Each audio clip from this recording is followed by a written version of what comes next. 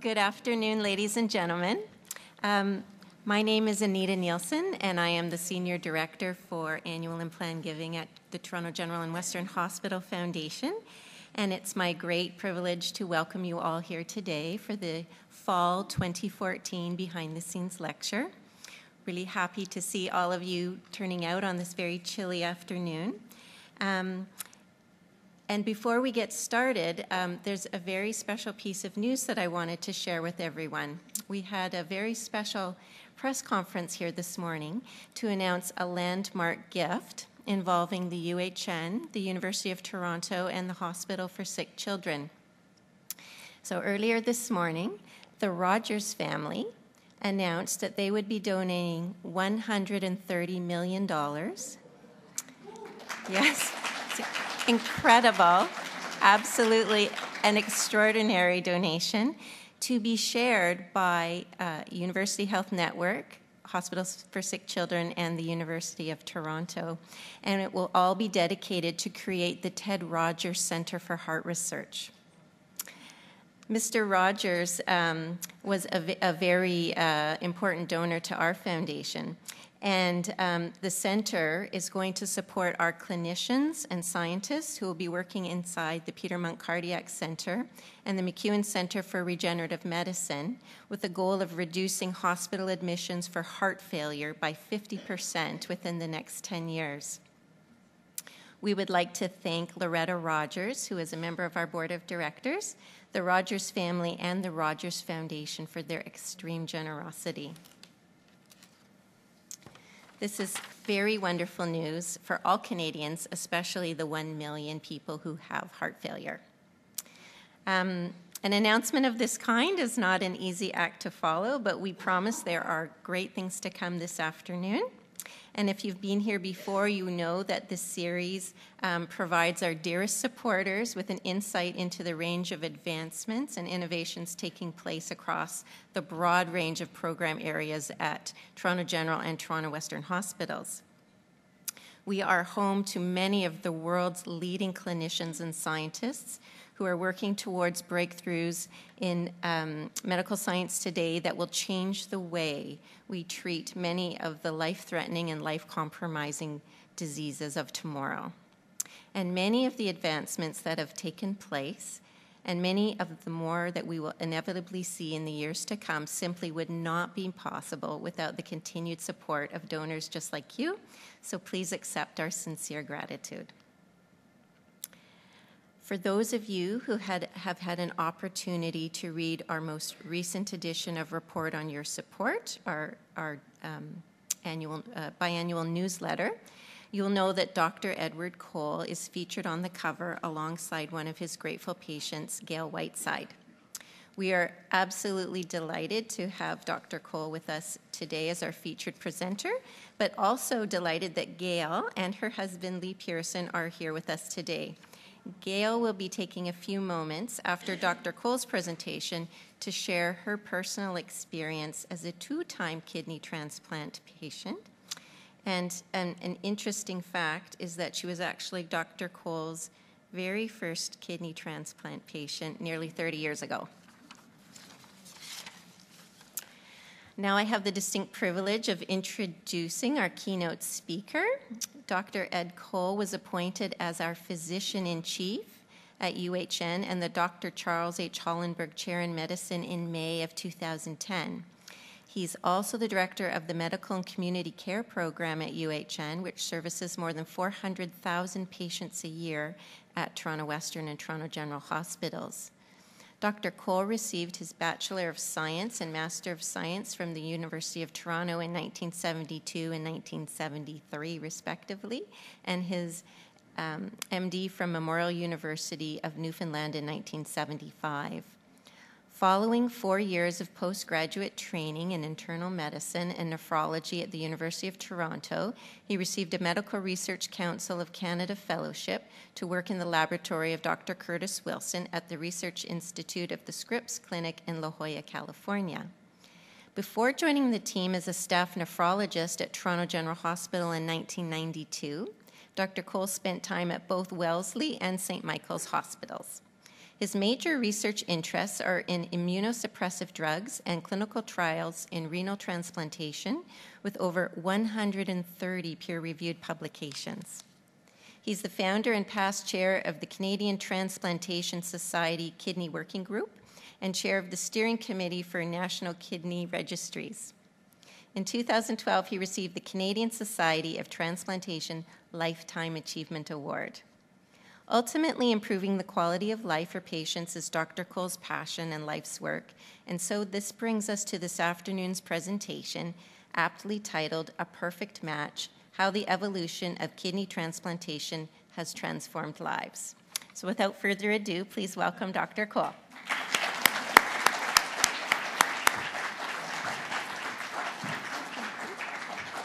That's my thing.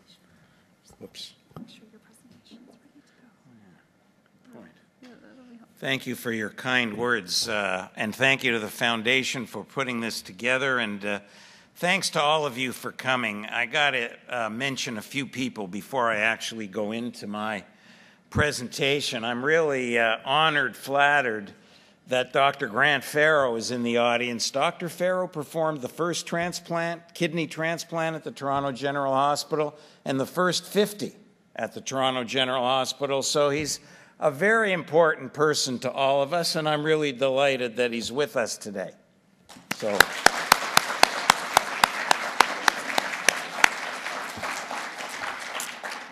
I also see that I think two of my bosses in the transplant program are in the audience, and I should introduce them to you. Dr. Atul Humar is the head of the multi-organ transplant program at UHN, and Ms. Sandra Gerges is the clinical director of the transplant program, and she's the one who decides how much money the kidney transplant program gets. So I clearly have to introduce her. So thanks to both of you for coming. So oh, wait now. Let me just get this where I need it to be.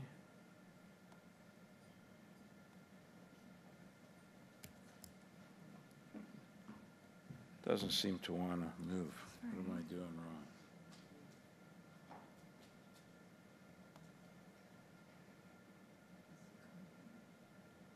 think that's the end.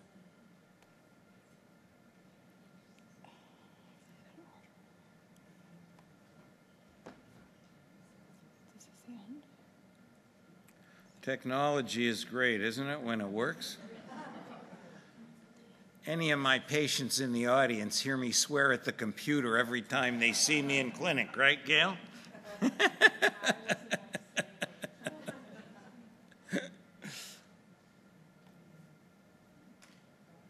no, that's in the middle of it.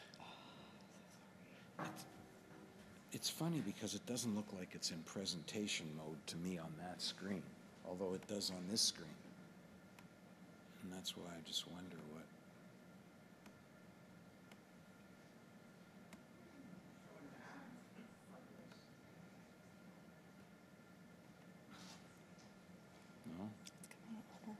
Can you help us? All right, is that my second slide? But it's not coming up on the screen.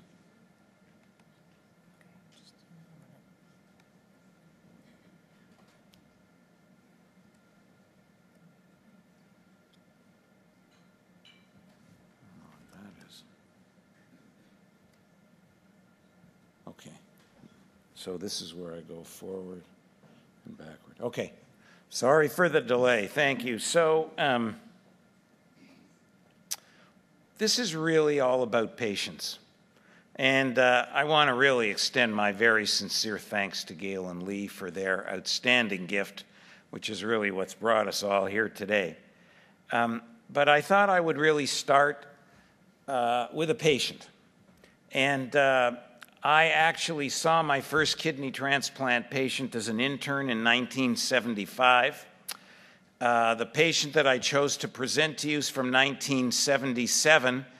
And for many of us, our practice has been strongly influenced by different patients that we've seen. This was a 36-year-old man who had kidney failure from diabetes. He was the president of a highly successful family business. He got a living donor transplant from his brother in 1977. He had severe rejection at 1 month. He only partially responded to treatment. He subsequently developed recurrent episodes of rejection, and his kidneys subsequently failed. So he went back on dialysis, and unfortunately, he died of complications of anti-rejection therapy in that he developed a serious infection at 9 months post-transplant at the age of 37. So before I move on and talk about where we're at with transplantation now, I thought that I would review a very little bit, don't worry, about kidney failure.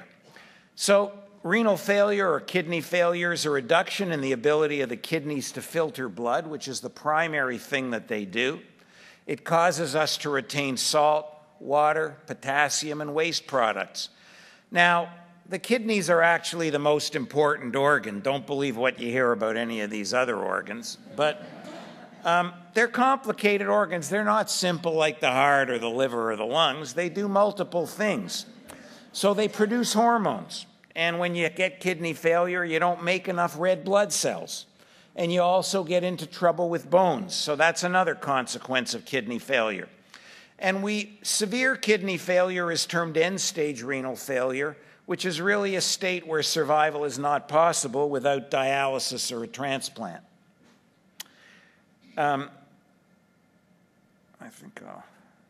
So in terms of options for treatment of kidney failure, we have dialysis and transplantation. Now, let me emphasize to you that dialysis is an excellent treatment. It has advanced hugely over the last 30 or 40 years, and there are many, many patients who lead happy, successful, productive lives on dialysis. And we have two modalities, hemodialysis and peritoneal dialysis, and they can be done at home. I think transplantation allows people an improved quality of life, and most of us believe that it's the best treatment for many patients, but not for all. There are some patients who have other medical problems that are such that they would either not benefit from a transplant or their risks are extraordinarily high. And for those people, dialysis might well be the best treatment. Now, I wanted to just show you diagrammatically that we have two kidneys. And if I can get this pointer to work, which it doesn't, oh, there we go. You can see that we each have two kidneys which are kind of deep inside the abdomen towards the back. And normally for transplantation, we don't take out the old kidneys. We will occasionally, but not usually. And the new kidney, which most of the time is just one kidney, gives us enough kidney function, is put in one groin or the other. So what are the advantages of a kidney transplant? Well, again, dialysis is an excellent therapy when you consider that in the late 60s and earlier, patients with kidney failure just died. And now not only can we keep them alive, but we can keep a lot of them alive in really excellent shape. But at the same time, they need to go on dialysis in some cases every day, in some cases 3 times a week, and it ties them down in a major way. So independence from dialysis is an important benefit. Most patients feel more energetic. They're more likely to return to work with a transplant. If we compare people on dialysis on the waiting list with those that get a kidney transplant and follow them in large numbers of patients over many years, we know that patients are more likely to survive with a kidney transplant than if they remain on dialysis. And finally, it's actually more cost-effective because dialysis costs in broad figures around $50,000 a year, whereas the cost of a kidney transplant is probably close to that in the first year, but after that, the cost drops to about $15,000 or $20,000 a year. So you can see over a period of years, it saves our healthcare system a huge amount of money. Now, I want to talk to you about what's happened with time, and I'm showing you this slide to illustrate the effect of time. You may not recognize the person on the left. That's me when I was about 19 years old. I actually did have hair at one point in my life, other than what's on my face, and you can see that in this particular case, there's been a substantial deterioration with time. So renal transplantation in 1975 had a 1-year success rate of 50%.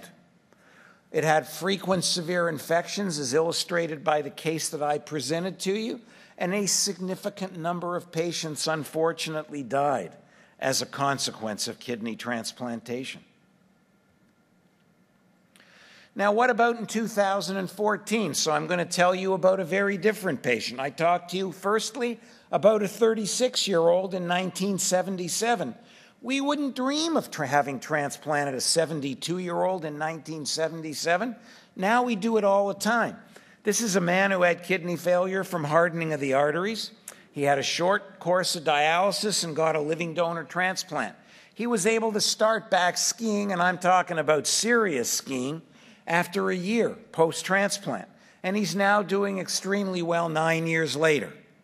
So there we have, that really sums it up in terms of transplantation then and transplantation now. So why do we have such a great, highly successful treatment? Well, firstly, we've got better testing for donor and recipient compatibility.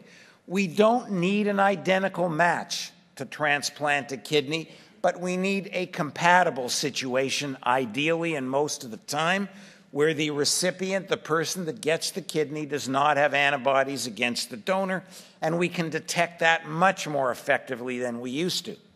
We have new and better anti-rejection drugs, and we can use them at lower doses, so the side effects are less.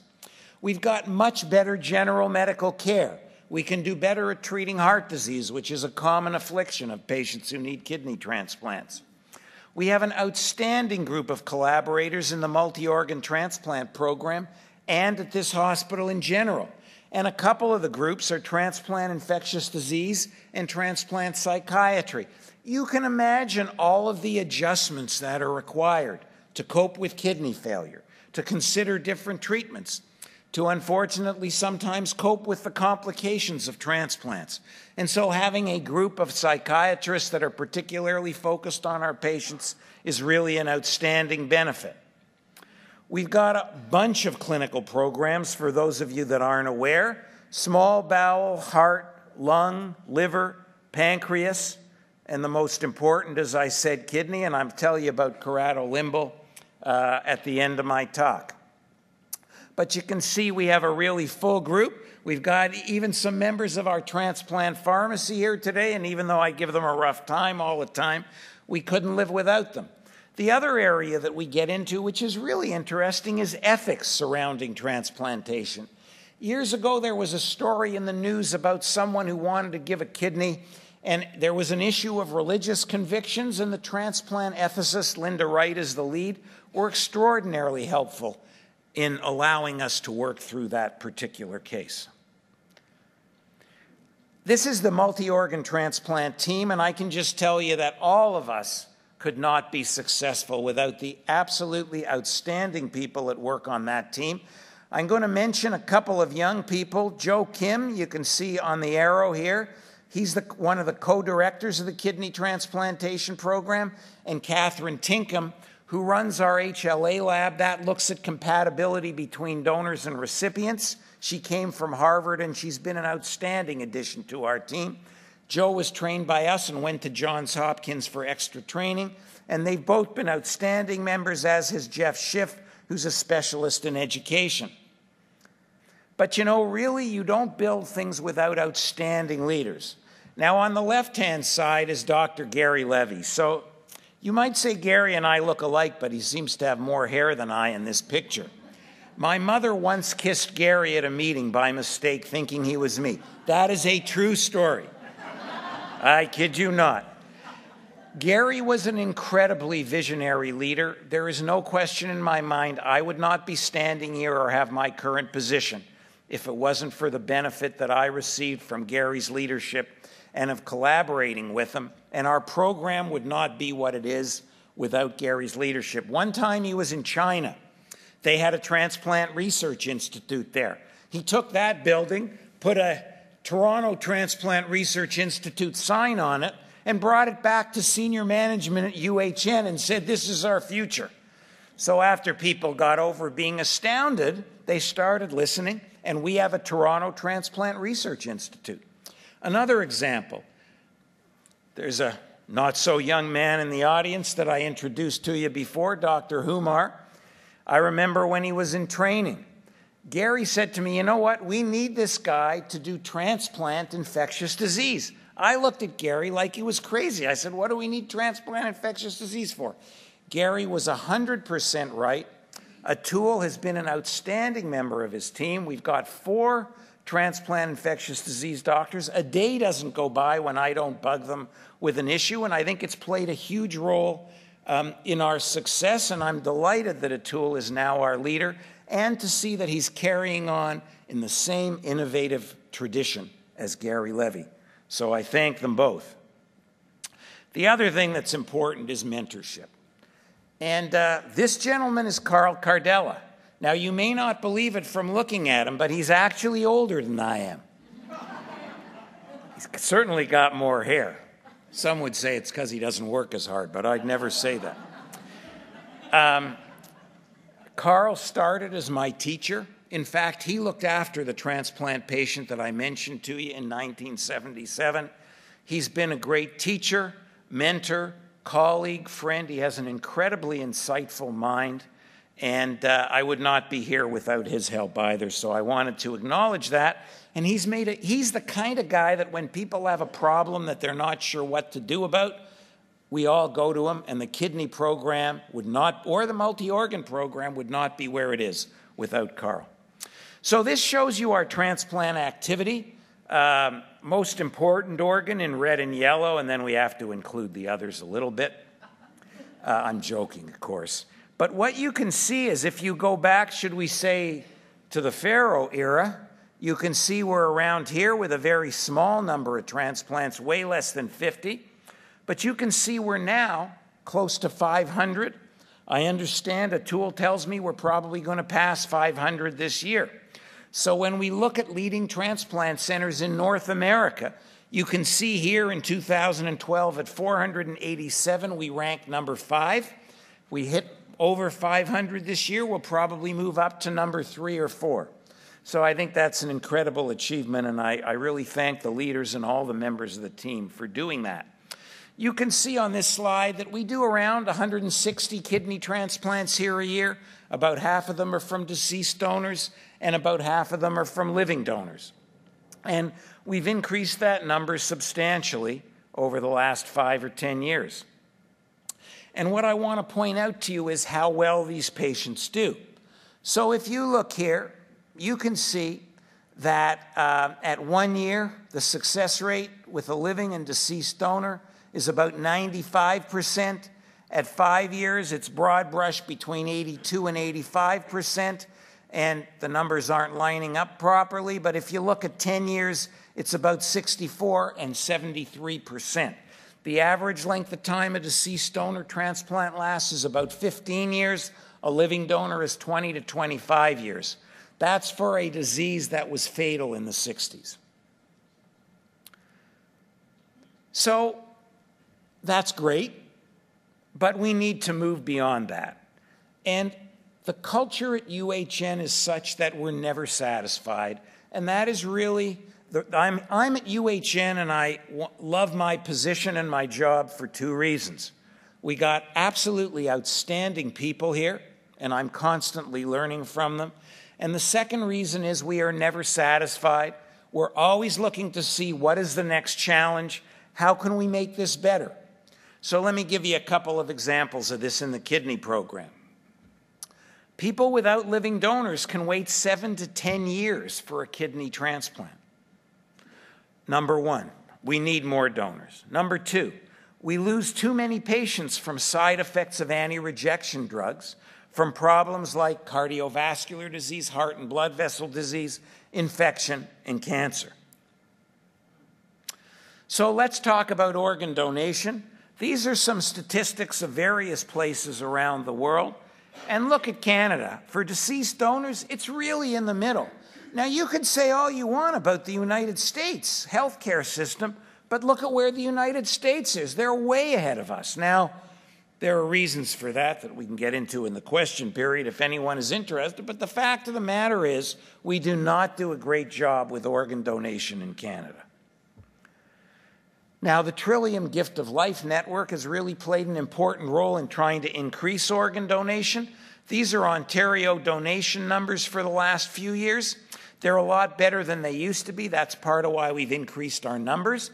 But they're more or less flat, although I hear this year they may hit 250 and have a record year. But we have a hugely long way to go when you look at our waiting list. You know, we're at like 1,500, and it's not falling substantially.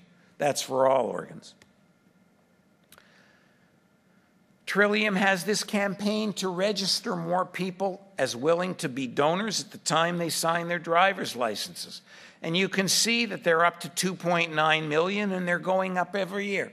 It's a start, but we need way more than that. It's really only a beginning. Now, there are a couple of things that we have done in Toronto, in Ontario. So this first one is what we call DCD, or donation after cardiac death. The first point to make is we are not interested in receiving organ donors at the expense of people dying when they shouldn't, or we don't want to create solve one problem by creating another. We never consider organ donation until everything possible has been done to save the patient's life. Most organ donors still become brain dead, and there are definite diagnostic criteria for brain death. And it requires 2 experts who are not part of the transplant program to declare brain death. But there are a group of patients whose brains have minimal function, so they still trigger the breathing machine. They might maintain their blood pressure if they're on the breathing machine, but the doctors feel nothing more can be done, and with families' consent, they would normally turn off life support and let the patients die. We are now using those patients as organ donors, and that's one of the reasons why we've increased organ donation. And if you look at success statistics over 5 years, you can see they're essentially the same as the regular donors that we use. But this has been an important advance, pioneered by one of my colleagues at St. Michael's, Jeff Zaltzman, another one in Ottawa, Greg Knoll, and Trillium Gift of Life. But Toronto's been a major contributor to that. The other thing is that in the old days, we would only use younger donors, so people that were less than 50 as a rule. And a lot of people, as you know, will die that are older than 50. And actually, this was Carl Cardella's idea many years ago, because we were the first to do this in Canada to any significant extent. These are older donors that might be in their 60s, their 70s, occasionally in their 80s, and we call them extended criteria donors, or ECDs. So we've done over 200 of these now. Many centers use them, but to the best of my knowledge, no other center has enabled a pathway of choosing which donors to use and how to treat them, such that over a period of about 10 years, the success rate with older donors is every bit as good as the success rate with younger donors. So that's allowed us to increase the number of people we transplant. Now, I want to talk to you about the benefits of national collaboration. We are always much stronger than when we work together. I was fortunate, as was mentioned, to be the founding chair of the Canadian Kidney Transplantation Working Group. And we formed this outstanding partnership with Canadian Blood Services. They're the group that look after blood transfusion in Canada, but they've also taken over, as of about 6 or so years ago, looking after transplantation in Canada. And we've created 2 national kidney registries that I'm going to tell you about. One's kidney paired donation, and one is our highly sensitized registry. Now, this slide shows you that we've had this registry for about 5 years now. This slide's a little out of date. This relates to the fact that there are many kidney donors that are medically quite acceptable living kidney donors, but they're not compatible with their recipients. In the past, we would have had to put these recipients on the deceased donor list, which makes it longer, which makes people wait more time. What this living donor kidney exchange or kidney pair donation has allowed us to do is take pairs of donors and recipients that are incompatible with each other, but find other compatible pairs within a group of pairs. So what happens is every 4 months now, we put all these pairs in a computer and we come up with matches. And what you can see here is we've done about 315 across Canada, living donor transplants that we never would have done. It doesn't only benefit those patients, it's kept the list shorter than it used to be. We have participation from every transplant center across the country. And it's really been an outstanding success. And this is an extraordinary young woman. She's what we call a non-directed anonymous donor.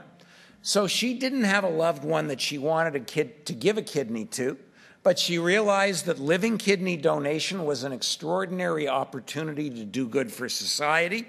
And she came forward and said, I want to donate one of my kidneys. Use it for the patient who can most benefit. Now, before this living donor exchange program, we had a few of those, and we would give it to the person on the top of our list. But living donor exchange has allowed us to take this one outstanding gift and do up to 5 transplants, starting with this one outstanding gift. And this is the front page of the Globe and Mail from about 2009 when we did the first one. We call these domino transplants, and they're responsible for most of our kidney pair donation. But what you can see is this non-direct, we've got 1, 2, 3 incompatible pairs here. We got a non-directed donor who gives to the recipient in this pair. This donor gives to the recipient in this pair. This donor gives to the recipient in this pair. And then the last donor is able to give to the person at the top of the deceased donor transplant list. So we also benefit the rest of the patients waiting. So that's been one outstanding opportunity that we've really been able to realize nationally. The second is that there are some patients who have a lot of antibodies. You get antibodies if you have a transplant, if you get many blood transfusions. I'm not saying people shouldn't receive transfusions if they need them, and also from pregnancy, and I'm certainly not saying you shouldn't get pregnant. But through no fault of their own, some people have a lot of antibodies. It might not surprise you to know this is a more common problem among women because of pregnancies. But it can be extraordinarily difficult to find a kidney for these people, and the more donors you've got, the more likely you are to find them a match. And so we've developed this national registry across Canada. Every time one center gets a kidney donor, one of the kidneys stays locally, and we look for a match across Canada through the computer for other people. And we've now done about 40 or 50 of these. We just started not long ago. But that's a second very substantial advance in kidney transplantation in Canada that I was really pleased to be a part of. Final thing. On the left is my friend Alan Slomovic. On the right is our patient Graham Binns. Graham had a unusual eye disease that made him blind because it destroyed the stem cells in his cornea. About 6 or 7 years ago, I was minding my own business, and Dr. Alan Slomovic, who's an ophthalmologist and eye surgeon, came to see me, and he said, I want to start stem cell corneal transplants. But because they have blood vessels in them, as compared to regular corneal transplants, we need anti-rejection therapy. And he asked me if myself and the kidney transplant group would collaborate with him and look after the anti-rejection therapy. So Graham was in his 20s. He'd been in university but had to withdraw. He couldn't drive a car. He essentially couldn't do anything.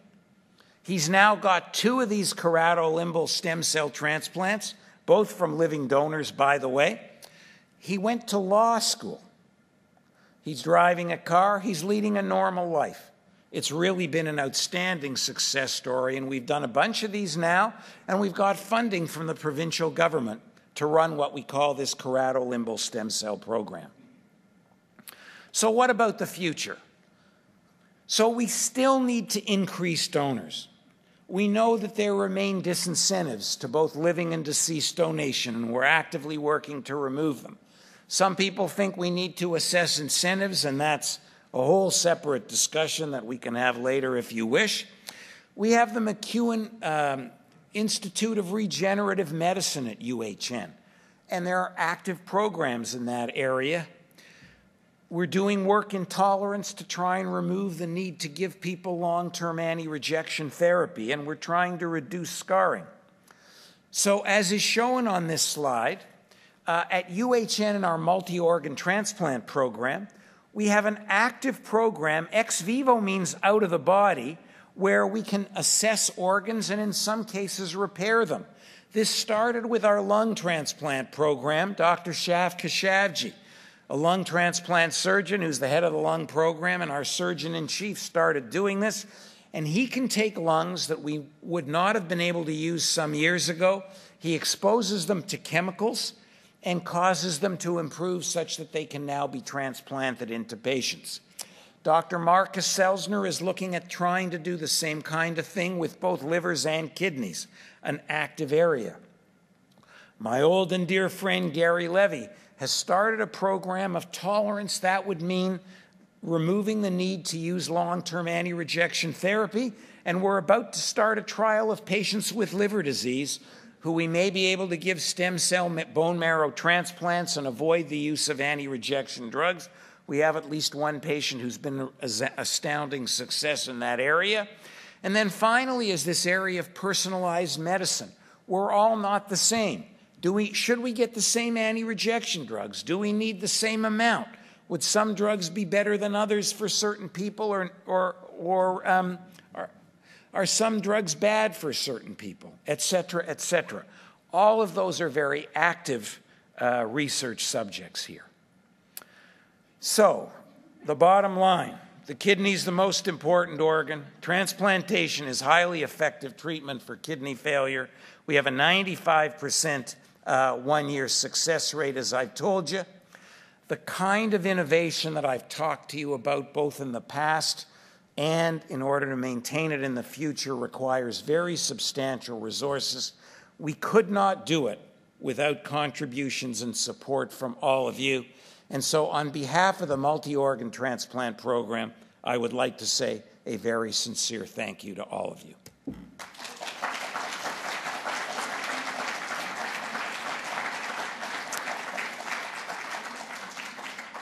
Now, I'd like to take a moment and introduce a very special person, Gail Whiteside. So, people used to make fun of me when I was a lot younger because I moved around hospitals a bit.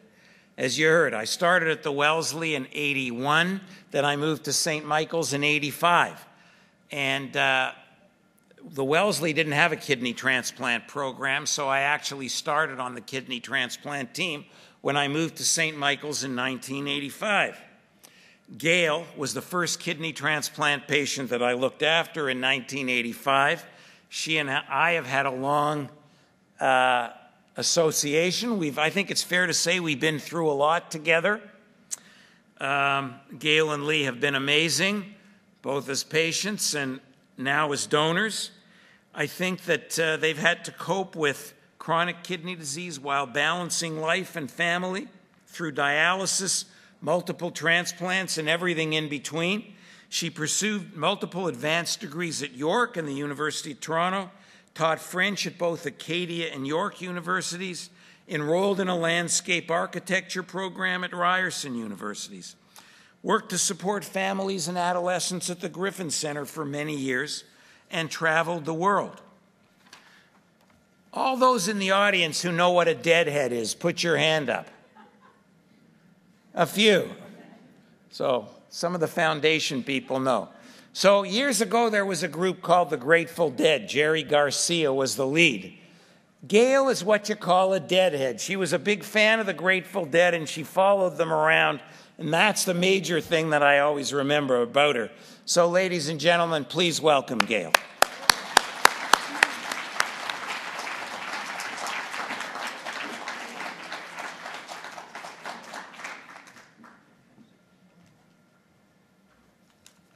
Wow, these lights are really bright. Just to add to the Grateful Dead deadhead story, I was in hospital once for some, who knows, many times I've been in hospital, and Dr. Cole was walking by in the corridors. Came back later, and a friend of mine who was a bit of a derelict, quite honestly, was visiting me. Oh. Is this better? Better? Yeah? This friend who was quite a rough-looking character in many ways, but a long-term friend, was visiting, and Dr. Cole just walked by, came back later to ask me if that was Jerry Garcia had come to visit me in the hospital. Had to explain to him that, you know, I'd been to a few concerts, but Jerry and I just weren't that tight. So, anyway, my experience with kidney disease started really with a stroke of very bad luck. A kidney infection at 8 months old in Jamaica, where I was born and grew up, a misdiagnosis, and a failure to administer an antibiotic. Not the best start. But I was really lucky to have been born with a strongly determined, some say stubborn, and optimistic nature. And throughout my life, so far, I've been blessed with far more good luck than I have with bad. And today I'd like to let you all in on a few examples of my very good fortune. The first was really my decision to settle in Canada, with all that it's offered me, educationally, personally, and quite honestly, medically. Meeting my husband at 17, who knew? I certainly had no idea at the time that we would be together almost 44 years later, and he's stuck by me despite what really has not always been a barrel of laughs or good times. And I'll be perfectly honest when I say that I went on dialysis when I was 26, and I'm not sure that if our roles had been reversed, that I would have stayed. I'm just being brutally honest. Then another stroke of luck. After 5 years on hemodialysis, I received a cadaveric kidney, a perfect match, and I was randomly assigned to Dr. Cole, as he explained back in 1985. He was just beginning his career. Well, I actually didn't know he'd been at the Wellesley before, so he was further along than I thought. And I was one of his first transplant patients. We make a very good team. He does his bit, and I do mine. He teases me, I tease him back. I like that he's completely honest with me about what he doesn't know. And quite frankly, if it's not about kidneys or transplantation, he never knows. And he doesn't look it up either. Doesn't look it up, sends me on to the appropriate specialist. I like that. However, despite our usual habit of quite lighthearted banter, Dr. Cole gets very serious very quickly when serious medical issues rear their ugly little heads. And unfortunately, end-stage renal disease is a complicated and serious business much of the time. That first transplant lasted over 23 years, but eventually it failed. It failed as a result of cyclosporin toxicity, so one of those nefarious side effects of transplant drugs. And at that time, I was back on dialysis, very, very ill, and really very despondent. I also had to be transferred to a new nephrologist, one who dealt with the dialyzing patient rather than the transplanted patient, and so I lost Dr. Cole for a while. And I do want to point out that even though Dr. Cole is my main guy, he really is part of a much, much larger system, a much larger machine. This team of doctors, researchers, nurses, pharmacists, lab technicians, radiologists, ultrasound technicians, secretaries, cleaning staff. Some of the best comfort I've ever received in hospital has been from the cleaning staff. I just want to let you know. And it's all of these people together that make this hospital such a lucky place for me and others like me. I dialyzed at a self-care clinic near to my home where I could assume much of the responsibility for my own treatments, setting up my machine, putting in my needles, and monitoring my sessions. I remain, however, clearly a patient of the Toronto Hospital, Toronto General, with monthly appointments here and eventually meetings with transplant personnel. I was really quite determined to make my way back to Dr. Cole. And it was the overwhelming generosity of my brother's wife, Kathy, who, by giving me one of her kidneys, allowed Dr. Robinette and his surgical team to perform their magic, thus restoring my status as a transplant patient, once again in need of a transplant nephrologist, and Dr. Cole and I picked up where we left off. I really would like to announce here, in the most public way possible, that he actually may never retire, since I consider him my very own living, breathing talisman. And actually, I may also be his good luck charm, because I have been known to joke that as goes my transplant, so goes his career. And I don't know, he's done quite well, I think.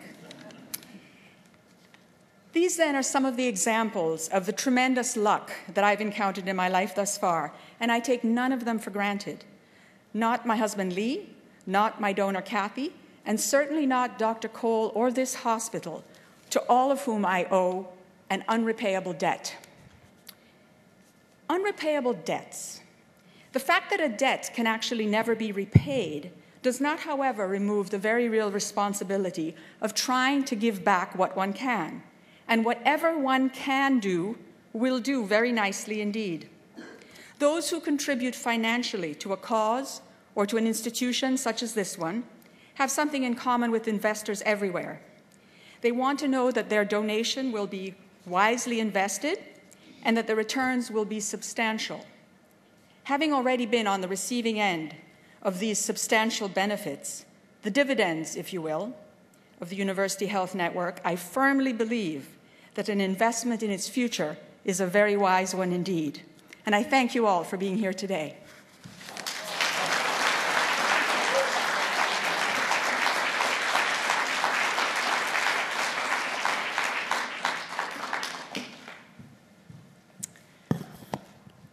Well, thank you very much both to Dr. Cole and to Gail. Those were truly two of the best presentations I think that we've had on this stage.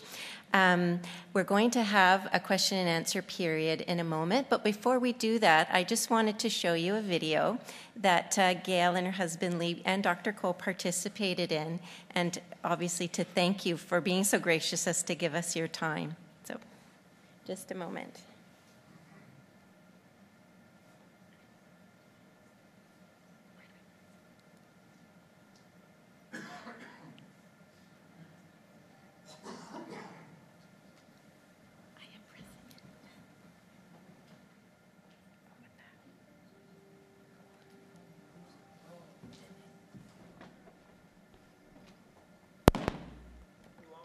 Yourself, because you know that it could happen anytime, but you never know when.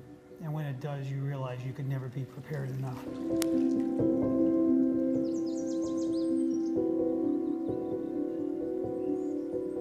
My history with kidney disease really started when I was 8 months old.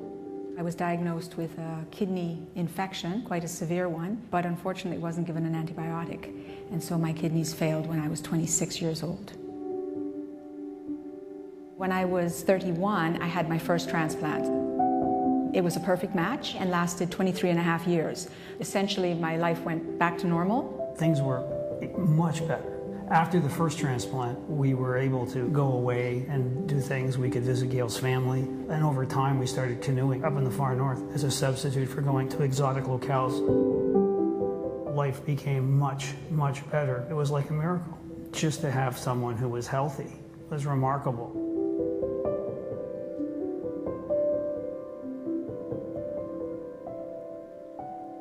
When I found out that the first transplant was failing and that I was facing dialysis again, I was devastated. I was always prepared, I thought, for that moment, because nothing lasts forever. But it was horrible to think of what it was going to be like to go back on dialysis. It was not something that was easy to handle. Being on dialysis consumes your life. I'm a gardener, and normally when I garden, I go out early in the morning and I'm there all day. And when I was on dialysis the second time, a half hour was all I had, and I'd be on the couch all day. That is your life. It becomes your life. Here's my wife who's it was just like they took her life right away. Unfortunately, Gail's story is all too familiar. Often a relatively young person doing and feeling quite well is found to have severe kidney failure, which has a significant impact on their lives. If we compare transplantation and dialysis in terms of quality of life, in terms of ability to re-enter society, to work full-time, and in terms of expected survival, transplantation offers superior outcomes in all of those respects. After being back on dialysis, people started offering me kidneys. They weren't all suitable candidates, but when my sister-in-law Kathy offered me her kidney and it was a match, I got pretty excited about getting my life back again for the second time. Every day, we get closer to a world where transplants are easier, safer, and more likely to succeed. When I first started working with kidney transplant patients in the 70s, the success rate at 1 year was 50%. Now it's close to 95%. With thousands of patients like Gail waiting with their lives on hold, we cannot work fast enough to make this dream a reality. But it's not just transplants that save lives. As physician-in-chief, head of medicine at University Health Network, I cannot stress enough that there is a strong need for support throughout many of our program areas, which treat a range of important and complex medical conditions. When you give to Toronto General and Western Hospital Foundation, you give people hope by funding some of the most innovative research in the world. You keep families together by helping to ensure life-saving treatments and surgeries are possible. And you inspire our patients with the courage to keep fighting by helping to fund the most advanced medical equipment. I'm very happy to be able to help the foundation because I'm aware of the impact of how it changes lives. When a life is on the line, every dollar matters. That's why I'm urging you to join me in supporting Toronto General and Western Hospital Foundation by making a special gift today. Your donation will keep us at the forefront of life-saving research, world-class patient care, and help us to acquire the most advanced medical equipment, like the kind that gave Gail her life back. There are cliche words around things like transplantation, and one of them is the gift of life, and it is truly that. It's a gift you could never repay. No, that's for sure. Never.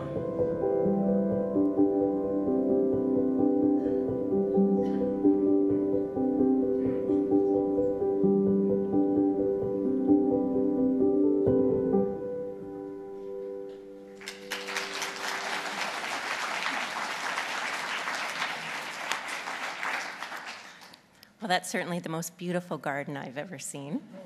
I'd like to invite Dr. Cole and Gail to come back onto the stage, and we'll do a question and answer period. We have two staff from the foundation with microphones, Jody and Oriane. So if you have a question so that everyone can hear it, please raise your hand and they'll bring you the microphone, and then we will be able to hear everyone's questions.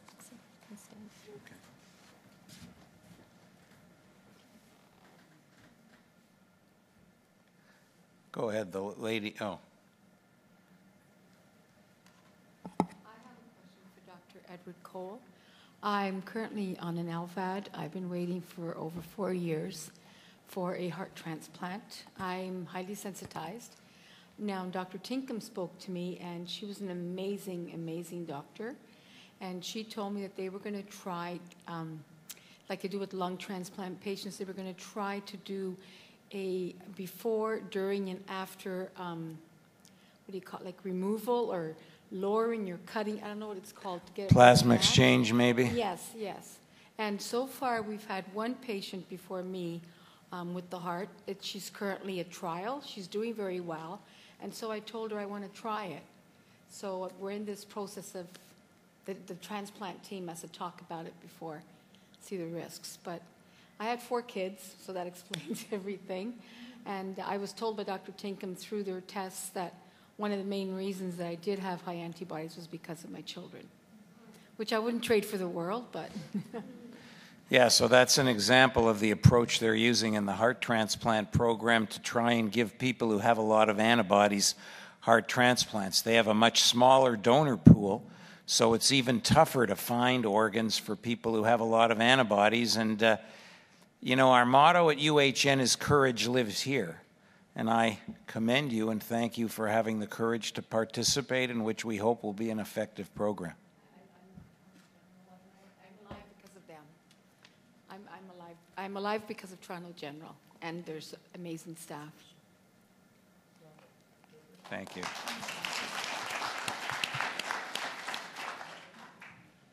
Has it been tried to have these combined donor transfers across national boundaries? Yeah, you know, there's been one example having nothing to do with me, where I think Johns Hopkins and McGill University in Montreal did one living donor exchange. I've spoken to some of the national groups in the U.S. We're talking about examining that possibility. It's a little more complicated because of issues in terms of different funding, very different costs in the different healthcare systems, liability insurance type issues. But to tell you the truth, I think it's worth thinking about. And if we were even able to transplant one patient that we couldn't do here, it expands the pool of donors and recipients very substantially. You know, we have about 150 or 170 pairs every time we do one of our match runs. Being able to link with one of the U.S. groups would expand that substantially.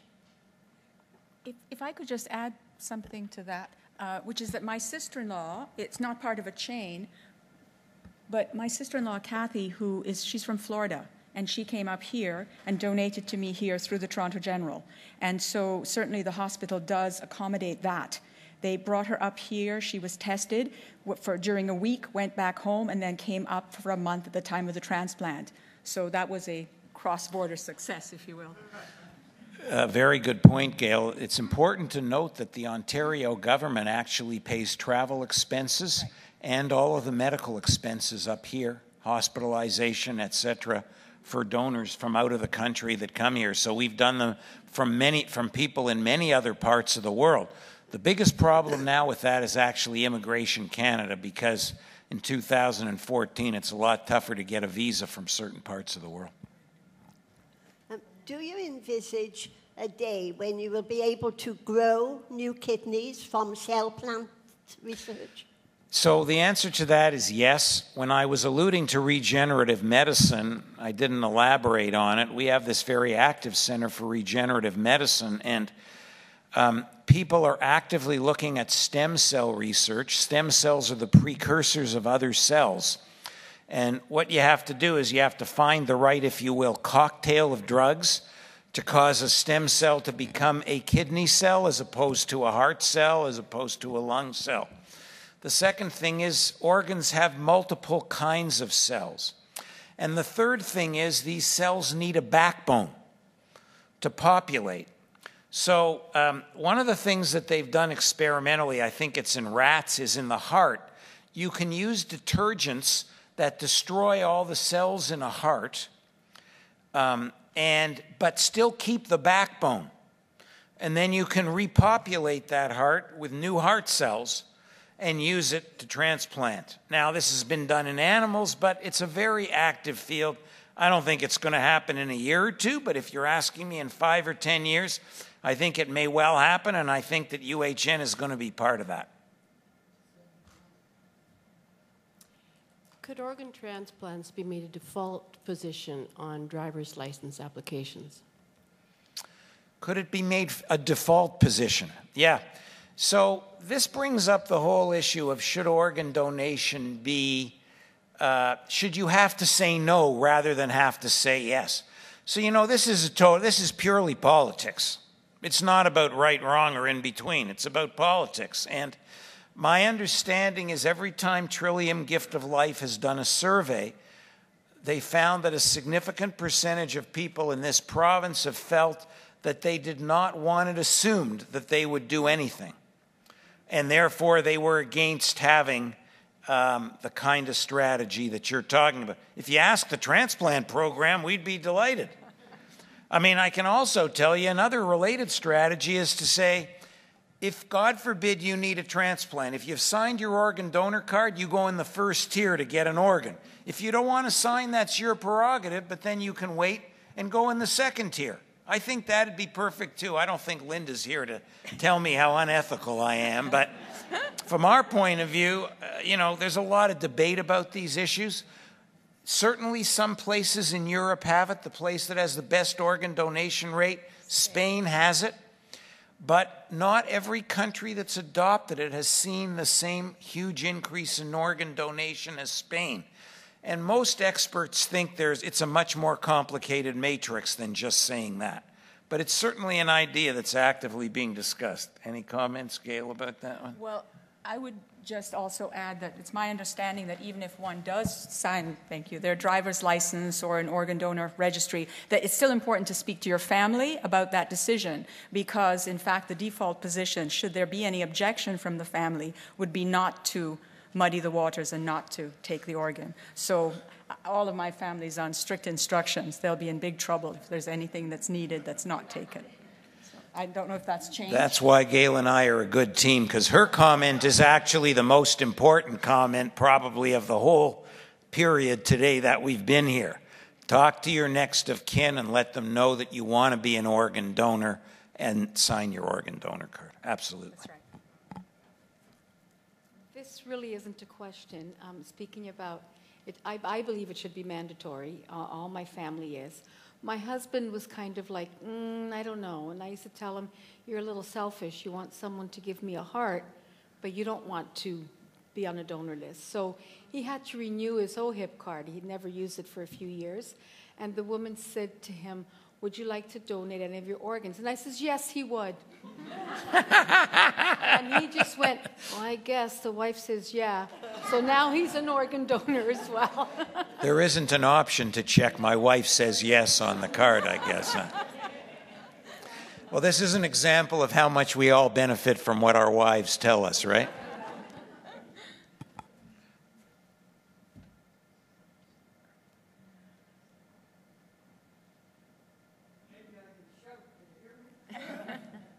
I just wonder if the age of the person donating has any effect, because I'm an old crock.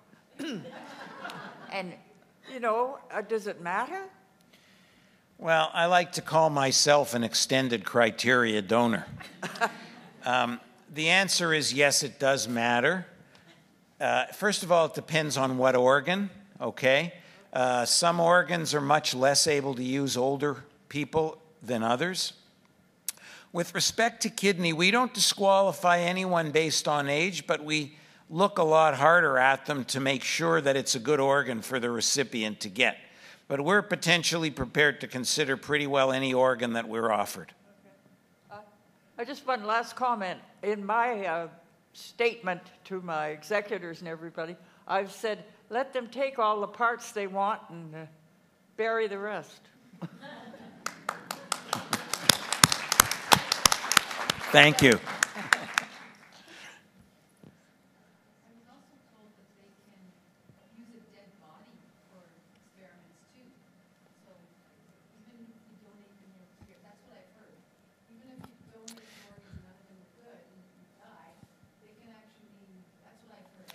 Well, science can certainly use people's bodies, number one. Number two, you can donate cornea after you die.